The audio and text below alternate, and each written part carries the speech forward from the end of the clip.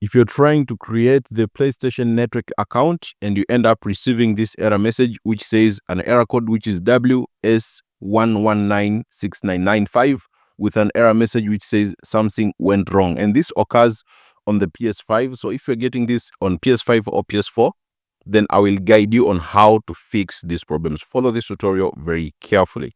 Now, if you can't open the PSN account, which is the PlayStation Network account, on your PS5 and you get an error code WS-119699-5, as you see here on the screenshot, something went wrong, then in this tutorial I will guide you on how to fix this problem. So the first step you need to do is try using a different email address. I recommend using Hotmail, Yahoo Mail, or Gmail.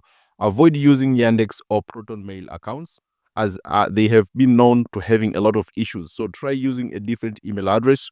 I recommend use Hotmail, Yahoo Mail, or Gmail. Avoid using Yandex or Proton Mail accounts.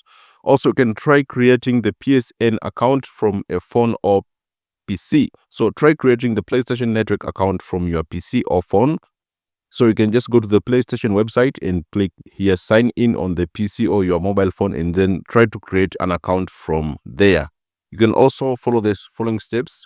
Ensure you are in a supported country before attempting to create a PlayStation Network account. If you are not in a supported country, try changing to supported one and use a VPN with servers from those countries. So as you can see right now, our PlayStation supports up to 70 countries that can open a PSN account. I'll leave in the description the list of those countries. They are from 1 up to 70, so you need to check there if your country is supported to open an account on the PSN. If you're not in a supported one, try using a VPN with servers from those countries. Also, can try connecting your PlayStation to a phone hotspot and creating the account directly on the system. So try creating your PlayStation to a phone hotspot and creating the account directly on the system.